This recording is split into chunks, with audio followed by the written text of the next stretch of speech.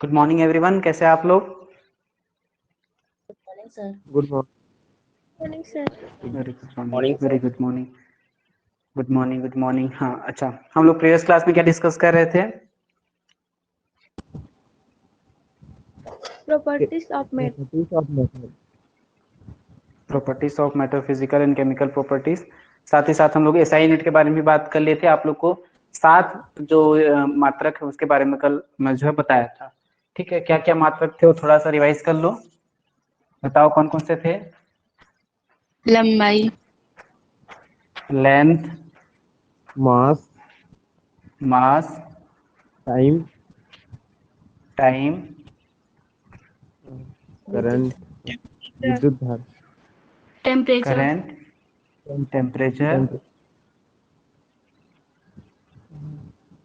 पदार्थ की मात्रा, पदार्थ की मात्रा, पदार्थ की मात्रा ज्योति और तीव्रता। ज्योति तीव्रता। ठीक, ओके। इसके लिए हम लोग कौन से स्केल यूज किए थे? Metre, metre. ओके। मास के लिए किलोग्राम, किलोग्राम, किलोग्राम।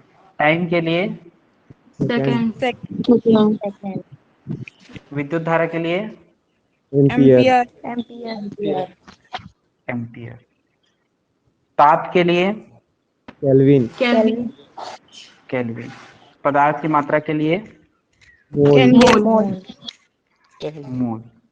और विद्युत तीव्रता सॉरी प्रकाश की तीव्रता, ज्योति तीव्रता के लिए कैंडेला, कैंडल।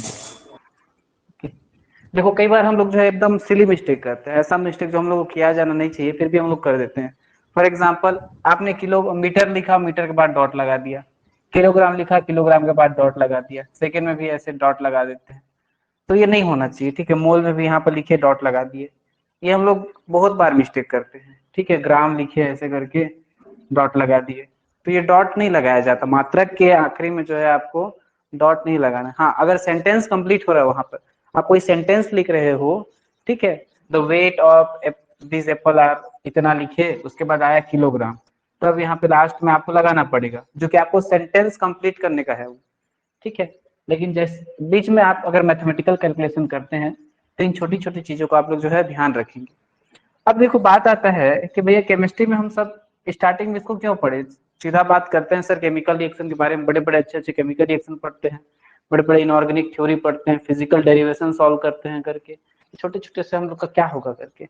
तो देखो जब कोई घर बनता है तो सबसे ज्यादा टाइम किसमें लगता है? उसका उसका बेस बनाने में, उसका नींव बनाने में। ठीक है, वो एक बार अच्छे से बन गया तो उसके बाद घर बनने में टाइम नहीं लगता, जल्दी जल्दी दीवार दीवार सब बन जाता है। ठीक है, तो बेस आप लोग का बनना बहुत जरूरी है। मैं देखा हूँ बच्चों को कि जब कोई मैथमेटिकल कैलकुलेशन आ जाता है केमिस्ट्री में, तो थ्योरी तो बहुत अच्छा जानते हैं, वो जानते भी है कि कैसे सॉल्व करना है, कौन सा फॉर्मूला रखना है करके, लेकिन जब कैलकुलेशन की बात आती है भैया काटो पीटो आंसर लाओ डेसिमल वाला सॉल्व करो करके, तो हाथ खड़े कर देते हैं। खासकर बायो वाले बोलते हैं सर हम तो जन्म से ही बायो वाले हैं, मैथ से हम लोग का कभी ताल्लुकात ही नहीं पड़ा है करके, कैसे करेंगे सॉल्व।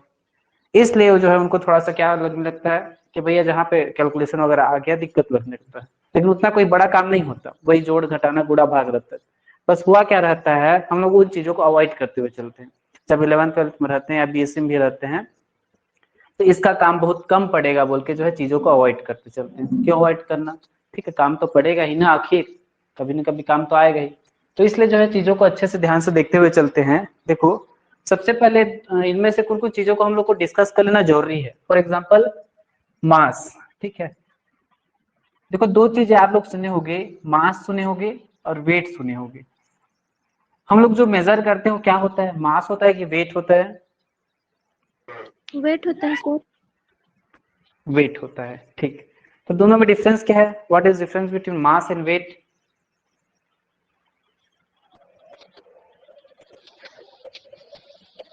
अच्छा, कितने लोग को पहले ये लगता था कि दोनों तो सेम है सर, मास और वेट? आप मास बोलो या वेट बोलो, वजन बोलो या भार बोलो, दोनों तो सेम है। ऐसे कितने लोग को लगता था इससे पहले?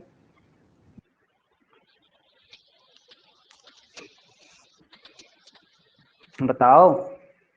सभी को दोनों को अलग अलग है बोल के पता था सभी को? यस, नहीं पता। नहीं पता था। रुको, एक आध जने से थोड़ा सा पूछते हैं। राकेश जी, आपका वेट और मास कितना कितना है बताएंगे?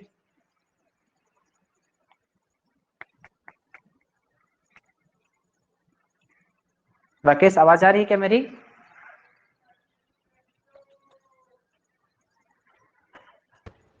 Yes sir.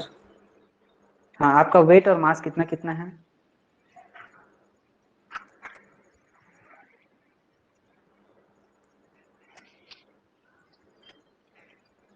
दीपेश, आप बताओ।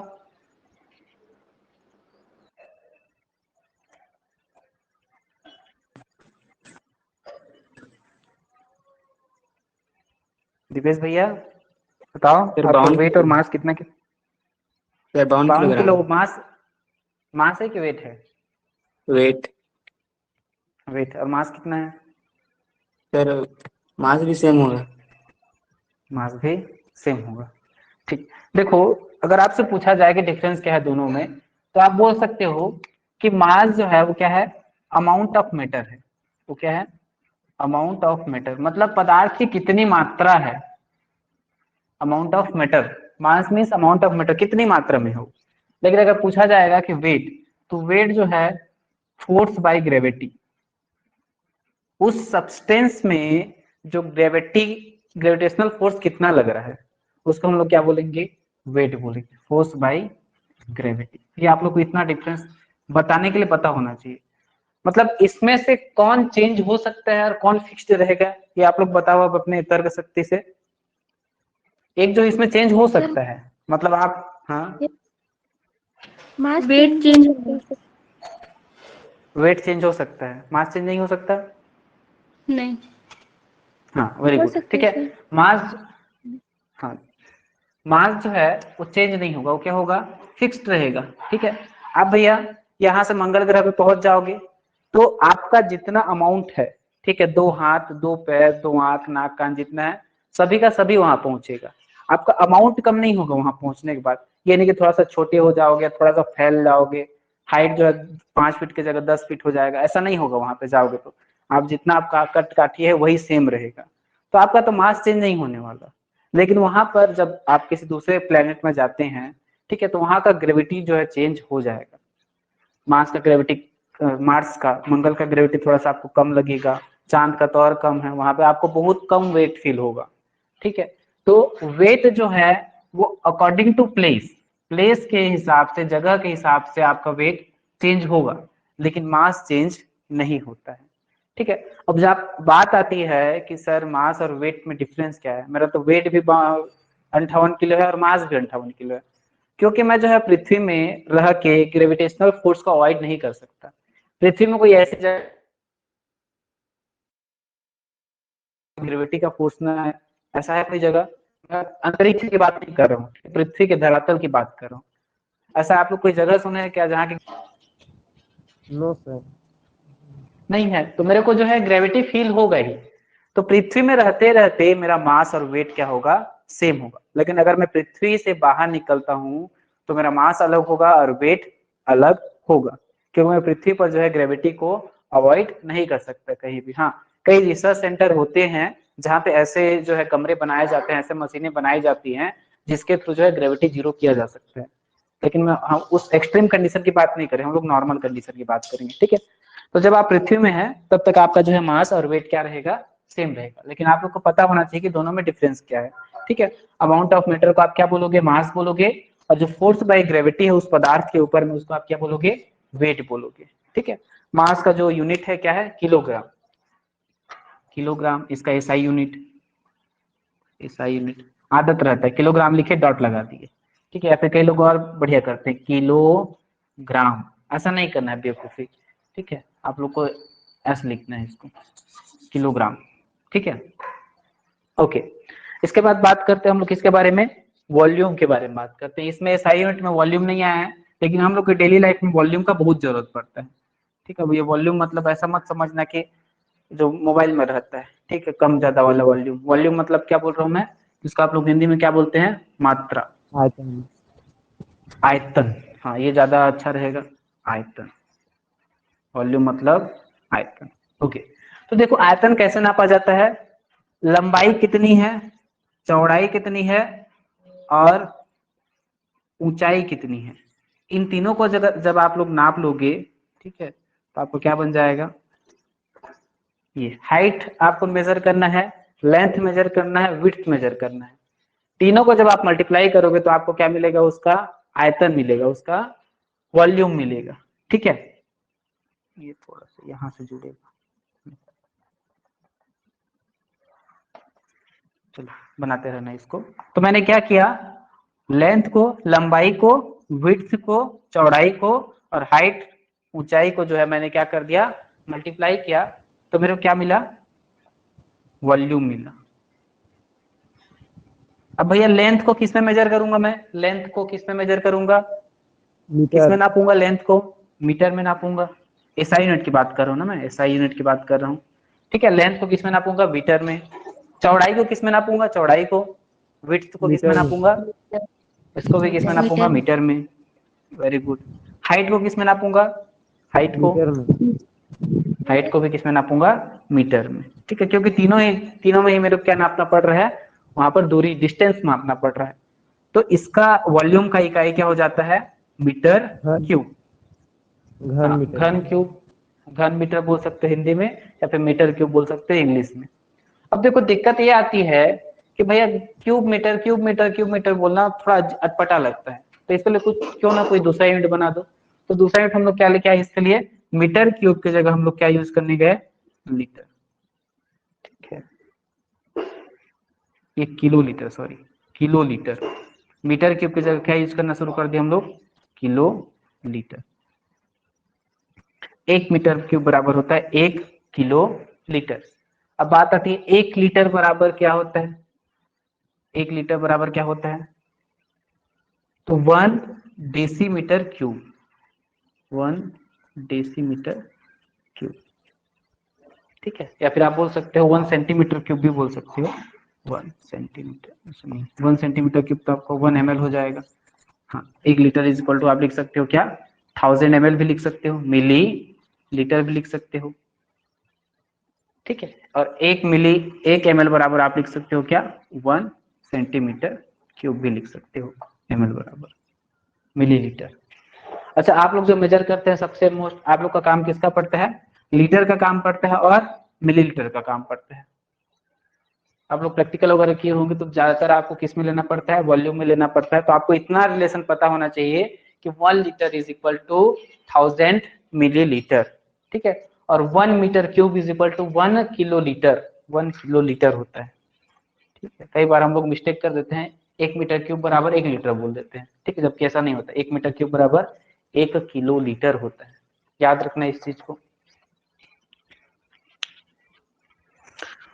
अगला बात करते हैं टेम्परेचर का। टेम्परेचर भैया किस किस में नापते हैं ताप को। अभी तो खासकर जहां भी गए होंगे आपके सामने एक तो बंदूक लेके कोई ना कोई खड़ा हो गया होगा, भैया तो ताप बता, टेम्परेचर बता। किस में नापते हैं, फ़ारेनहाइट में। फ़ारेनहाइट के पास डिग्री है क्या, बिल्कुल है, ये डिग्री धारी है। और किस में नापते हैं, सेंटीग्रेड या सेल्सियस, इसके पास भी डिग्री है। और किस में नापते हैं, केल्विन, लेकिन इसके पास डिग्री नहीं है। केल्विन भैया के पास डिग्री नहीं है, भले ये क्या है, एसआई मात्रक है, लेकिन इसके पास डिग्री नहीं है। इन दोनों के पास डिग्री है, फ़ारेनहाइट के पास तो डिग्री है, सेल्सियस के पास भी डिग्री। कई बार हम लोग बेवकूफी क्या करते हैं, डिग्री केल्विन लिख देते हैं। ठीक है, इसके पास डिग्री नहीं है, याद रखना। टेम्परेचर का जो एसआई मात्रक है केल्विन, उन दोनों इसके पास जो है डिग्री नहीं है, इसके साथ डिग्री कभी मत लगाना। अब देखो सबसे इसमें कॉमन कौन होता है नापने के लिए, हम लोग कॉमन कौन सा यूज करते हैं, फ़ारेनहाइट यूज करते हैं, सेल्सियस के केल्विन, कौन सा यूज करते हैं, सेल्सियस को सबसे ज्यादा यूज करते हैं, क्योंकि ये क्या है, मोस्ट कन्वीनियंट है, बहुत आसान है ये। क्यों, क्योंकि ये प्लस में भी हो सकता है, माइनस में भी हो सकता है, जीरो भी हो सकता है। आप लोग सुने होंगे कि 37 डिग्री सेल्सियस तापमान है, आप लोग सुने होंगे 0 डिग्री सेल्सियस तापमान है, आप लोग सुने होंगे कि कश्मीर की वादियों में जो है -5 डिग्री सेल्सियस तापमान है। तो आप इसको अपने सुविधानुसार प्लस माइनस जीरो सब ले सकते हो। ठीक है, लेकिन जो है इसके साथ बड़ा दिक्कत होता है, और इसके साथ भी, केल्विन के साथ। केल्विन अगर 0 हो गया तो भैया खत्म सब चीज। ठीक है, आप ऐसे जगह पहुंच गए जहां पर टेम्परेचर क्या है, 0, खत्म वहां पे सब चीज। ठीक है, आप जम जाओगे, कुछ नहीं कर पाओगे, जम के पूरा एक एक पार्टिकल आपका जम जाएगा, ऐसा है। उतना एक्सट्रीम क्या बोलते हैं उसको, एक्सट्रीम कोल्ड कंडीशन को क्या बोलते हैं, 0 केल्विन, जो कि पॉसिबल नहीं है, जो कि पॉसिबल नहीं है। ठीक है, और नेगेटिव की तो बात ही मत करो कि केल्विन भैया आपने मान लो गलती से लिख दिया -273 केल्विन, ये पॉसिबल नहीं है। हमें जब आप लोग कैलकुलेशन करते रहोगे, कहीं पे आ गया कि केल्विन के सामने माइनस लिखना पड़ गया, तो काट देना उसको जल्दी से। कभी भी केल्विन जो है माइनस में नहीं होगा, केल्विन कभी भी माइनस में नहीं होगा। ठीक है, क्योंकि उतना कम टेम्परेचर कर पाना हमारे बस की बात नहीं है, हमारे औकात से बाहर है, हम इंसानों की औकात से बाहर है कि हम लोग 0 केल्विन से नीचे जा पाए। ठीक है, अब देखो इनमें आप लोग को बचपन में पढ़ाया गया होगा कि इनमें इंटर कन्वर्जन कैसे होता है। मतलब हम लोग के पास ये जादुई शक्ति है कि हम लोग फ़ारेनहाइट को सेल्सियस में चेंज कर सकते हैं, सेल्सियस को केल्विन में चेंज कर सकते हैं। आप लोग को वो मंत्र पता है क्या, कि सिर्फ मेरे को पता है वो मंत्र? Fahrenheit = 9/5 Celsius +32। अगर आपको जो है फ़ारेनहाइट को चेंज करना है किसमें, सेल्सियस में, तो आपके पास फार्मूला है 9/5 डिग्री सेल्सियस +32, ये एक फार्मूला आता है। इसकी जरूरत बहुत कम पड़ती है। ठीक है, क्योंकि केमिस्ट्री में हमें कहीं पर भी फ़ारेनहाइट का जरूरत नहीं पड़ता। आज तक मैं जो है एमएससी कर लिया केमिस्ट्री में, लेकिन कहीं पे मेरे को फ़ारेनहाइट का काम नहीं पड़ा। फ़ारेनहाइट का काम कहाँ पड़ता है, जब हम लोग डॉक्टर के पास जाते हैं, कितना बुखार है 102 डिग्री, और वहां पे गलती से सेल्सियस लगा दिया तो इंसान खत्म। 102 डिग्री सेल्सियस में इंसान भूंज के खत्म हो जाएगा। ठीक है, उबल जाएगा उसका एक एक चीज, उसके बाद उसको काट के खाओगे तो बड़ा मजा आएगा। वहां पे क्या होता है, फ़ारेनहाइट होता है, 102 डिग्री फ़ारेनहाइट, सेल्सियस नहीं होता वो। ठीक है, लेकिन आजकल जो है जितने भी थर्मामीटर आ रहे हैं उसमें सेल्सियस का यूज करना शुरू कर रहे हैं, क्योंकि फ़ारेनहाइट कन्वीनियंट नहीं है थोड़ा सा। ठीक है, जो आप लोग को मशीन गन रहता है, मशीन गन में भी सेल्सियस में दिखाता है। तो कितना होता है इसमें, दोनों में बताओ, स्वस्थ शरीर का तापमान कितना होता है फ़ारेनहाइट और सेल्सियस में? 90। कितना कितना होता है जी? हाँ, सबसे पहले फ़ारेनहाइट में बताओ। 96? नहीं, सेल्सियस में। सेल्सियस में कितना? 98? सेल्सियस में 30, 37। सेल्सियस में 37। 37, और फ़ारेनहाइट में 98। 98 पॉइंट कुछ नहीं है, 6 डिग्री। 6। देखो सेल्सियस में स्वस्थ जो मनुष्य होता है उसका तापमान कितना होना चाहिए, 37 डिग्री सेल्सियस होना चाहिए। आप अगर कहीं गए और मशीन गन लेके खड़े, आपको खड़े करा दिए, ले भैया यहाँ पे टेम्परेचर नोट कर सबका, आपको पता ही नहीं है नॉर्मल का कितना होता है, खड़े होकर देख रहे हो, हाँ वहां पे आपको ज्यादा वाला भी मिल गया, 45 वाला भी मिल गया। ठीक है, जा मेरे को तो पता ही नहीं है। देखो पहले जो है फ़ारेनहाइट में कितना लिया जाता था, 98.6 फ़ारेनहाइट लिया जाता था। ठीक है, लेकिन कंडीशंस को देखते हुए इसको इंडियन कंडीशन के लिए कितना मान लिया गया है, इसको 99 फ़ारेनहाइट मान लिया गया है। ठीक है, इंडियन कंडीशन के लिए, क्योंकि थोड़ा सा हमारे यहाँ ह्यूमिडिटी बना ही रहता है। ठीक है, हम लोग चाय कॉफी पीते ही रहते हैं, तो इसके लिए जो है इस चीज को कितना कर दिया गया है, 99 फ़ारेनहाइट कर दिया गया है। ठीक है, और 37 डिग्री सेल्सियस पे तो फिक्स है सेल्सियस में। अगर आप स्वस्थ हो तो इसमें रहना चाहिए आपका रेंज। ठीक है, अगर आपको कहीं पे बुखार चेक करना पड़ गया तो सबसे पहले देखना कि वो जो है कौन सी यूनिट में दिखा रहा है, सेल्सियस में दिखा रहा है कि फ़ारेनहाइट में दिखा रहा है। ठीक है, पता चले आप वहां पे सेल्सियस में दिखा रहा है, उसका टेम्परेचर आया कितना, 42, आप समझ बैठे क्या, केल्विन, अरे इसका तापमान तो बहुत कम है, चलो चलो चलो इसको जल्दी से भट्टी में डालो करके, मर जाएगा इंसान। एक तो पहले से तप रहा होगा, ठीक है, उसका जो 5 डिग्री सेल्सियस पहले से तापमान ज्यादा है उसको लेके आप भट्टी में और फेंक दोगे गर्म करो करके। तो पहले चेक कर लेना कि फ़ारेनहाइट में बता रहे कि सेल्सियस में बता रहे। बात आ रही समझ में क्या बोलना चाह रहा हूँ? Yes sir. हाँ, तो ये तो बात हो गई फ़ारेनहाइट को सेल्सियस में कैसे चेंज करोगे, आपके डेली लाइफ में बहुत काम आएगा। ये फार्मूला को हम लोग ऐसे भूल जाते हैं, पता नहीं। ठीक है, जैसे रात का सपना भूल जाते हैं ना, वैसे फार्मूला को हम लोग भूल जाते हैं, कोई याद नहीं रखता। ये फार्मूला को आपको याद रखना है क्योंकि डेली लाइफ में काम आएगा। ओके, अगला फार्मूला क्या कहता है कि अगर आपको जो है केल्विन और सेल्सियस में देखना है चेंज, तो आप क्या करो, डिग्री सेल्सियस में जो है 273 को क्या कर दो, जोड़ दो। तो आपको जो है जो चीज केल्विन में मिला होगा वो सेल्सियस में मिल जाएगा, जो चीज सेल्सियस में हो किस में मिल जाएगा, आपको केल्विन में मिल जाएगा। अब यहाँ पे बात आता है normal room temperature in India. ठीक है, इंडिया में रूम टेम्परेचर कितना कंसीडर किया जाता है? रूम टेम्परेचर 40 डिग्री 20 कितना लिया जाता है? 20 अरे भैया लोग 25। 25। कौन बोला जी 25?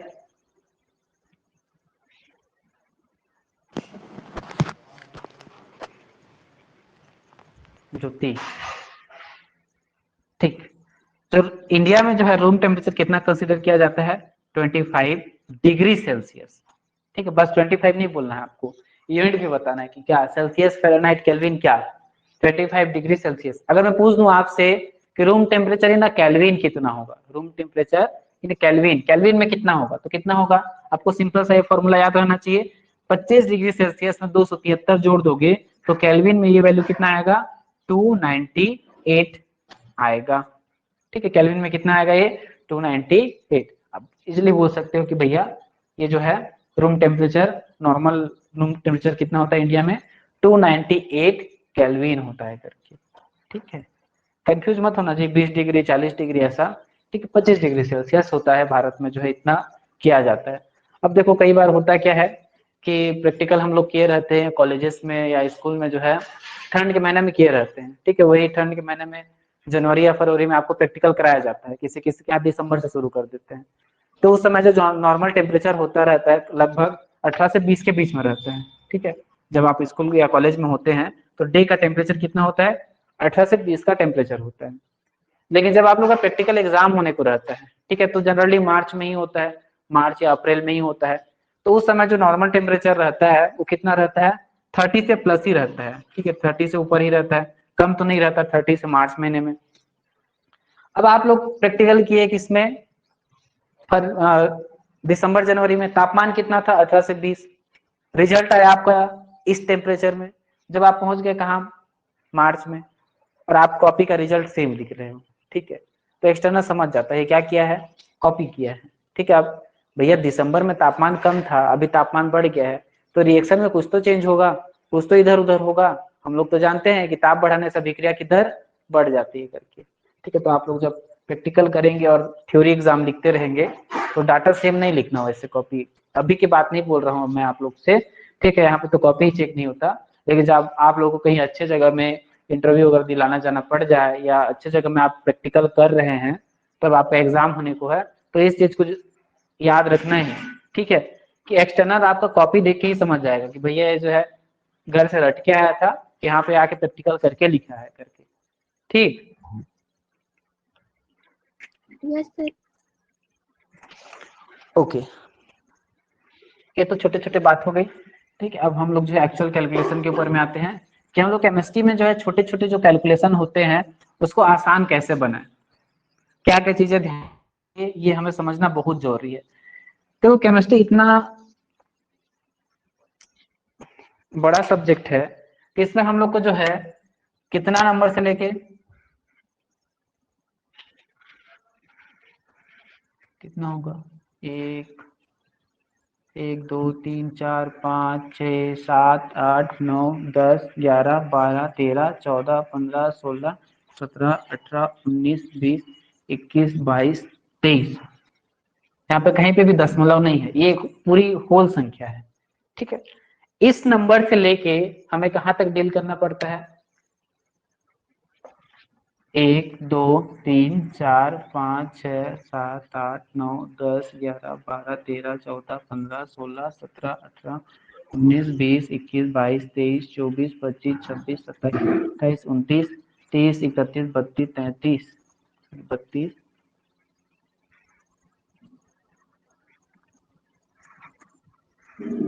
ये देखो कितनी बड़ी संख्या है, ऊपर वाली संख्या को अगर आप इकाई दहाई सैकड़ा गिनोगे तो गिन नहीं पाओगे। इकाई दहाई सैकड़ा, हजार, 10,000, लाख, करोड़, 10 करोड़, पता नहीं। और ये कितनी बड़ी, कितनी छोटी संख्या है। यहाँ पे दशमलव लगा हुआ है ना, तो दशमलव के बाद इतना आ रहा है, तो हमें केमिस्ट्री में कितनी बड़ी संख्या से लेकर कितनी छोटी संख्या तक हमें डील करना रहता है। थोड़ा बहुत इधर उधर हुआ तो आपका पूरा कैलकुलेशन खत्म। ठीक है, तो इस चीज को हम लोग कैसे आसान बनाएंगे। अगर मैं बोलूंगा दोनों को जोड़ के बताओ तो कितना आएगा, बताओ तो जी, दोनों को जोड़ के कितना आएगा।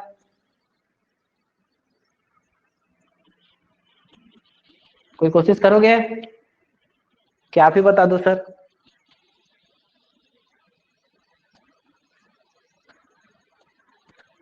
करना चाहते हो जी कोई कोशिश जिसकी हार नहीं होगी।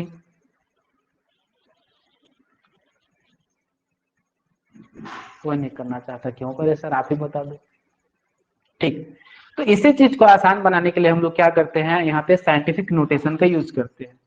ठीक है, साइंटिफिक नोटेशन का हम लोग क्या करेंगे, यूज करेंगे। हम लोग इन चीजों को जो है क्या करेंगे, आसान बनाएंगे। इसको डेसिमल में लिखने का कोशिश करेंगे।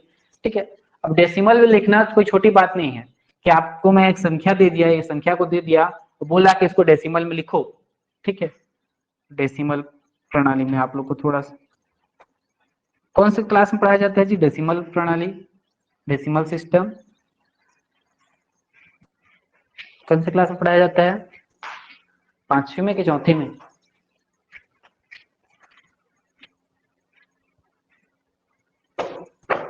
मेरा आवाज आ रहा है आप लोग को।